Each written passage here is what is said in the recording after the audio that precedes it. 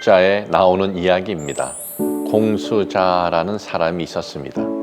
그는 나무를 깎아 물건을 만드는 재능이 뛰어났습니다. 그가 하루는 대나무로 까치를 만들었습니다. 이 대나무 까치를 하늘로 날려보냈는데 까치는 하늘로 홀홀 날아가 사흘이 지나도록 내려오지 않았습니다. 그는 자신의 멋진 재능에 스스로 만족하였습니다. 이때 묵자가 공수자에게 말했습니다. 자네의 그러한 재능은 기술자가 수레바퀴 만드는 솜씨만도 못하다네. 그들은 잠깐 사이에 나무를 깎아서 무거운 짐을 운반한다네. 그런데 나무로 만든 까치가 하늘로 날아간들 그것이 사람들에게 무슨 이익을 준단 말인가? 이익은 크게 사익과 공익으로 분류할 수 있습니다. 말 그대로 사익은 개인의 이익을 말하는 것이고 공익은 사회 전체의 이익을 뜻합니다. 그런데 사익인지 공익인지 논란이 되고 있는 것이 있습니다.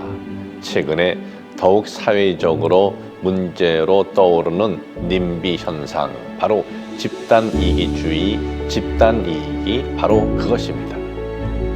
자신이 살고 있는 지역이나 도시에 지역적으로나 도시 입장에서 이익이 되지 않는 것이 들어오거나 건설되는 것을 막기 위해 그 지역의 주민들이 단합하여 막는 경우가 종종 있습니다.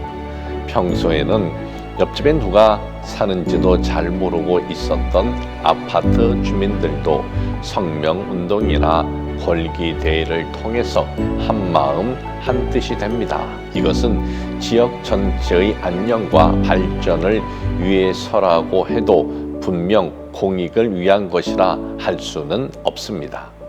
자신이 살고 있는 지역만의 유익을 꾀하는 건 결국 개인의 이익이 확대된 것에 지나지 않는 것입니다. 종종 발생하는 노사 간의 대립도 서로가 공익이라는 명분을 내세웠을 뿐 결국 개인의 이익 다툼인 것입니다. 개인의 이익을 우선시한다는 것은 무조건 나쁘고 사회 전체를 위해 개인이나 어느 지역이 희생돼야 한다는 것은 아닙니다. 저 역시 물론 한 명의 개인이고 저 또한 제가 살고 있는 지역을 사랑하는 주민입니다.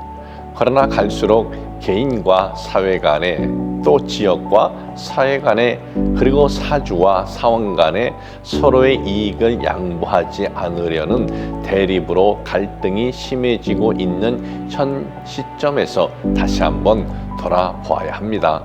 저는 그래서 이런 가상 드라마를 만들어 보았습니다.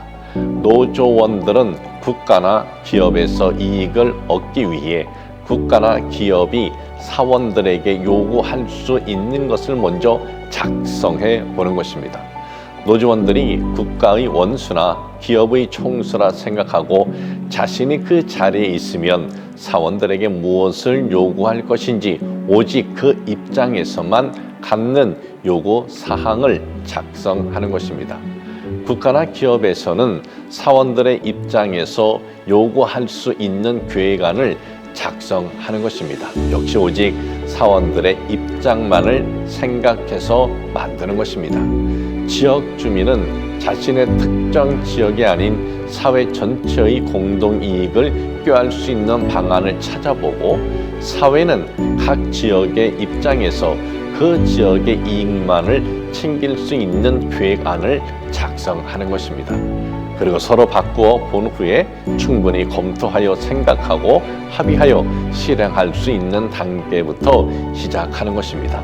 이것은 어느 종교가의 목회자의 한낱 꿈이라고 할지라도 저는 이러한 가상 시나리오를 통해서라도 지금의 우리 사회에 만연해 있는 이 다툼이 최소화되기를 기원합니다. 사랑하는 여러분, 정부와 기업과 사회에서 당신을 위해 해줄 수 있는 일을 기다리기 전에 당신을 먼저 도울 수 있는 것을 찾으면 어떨까요?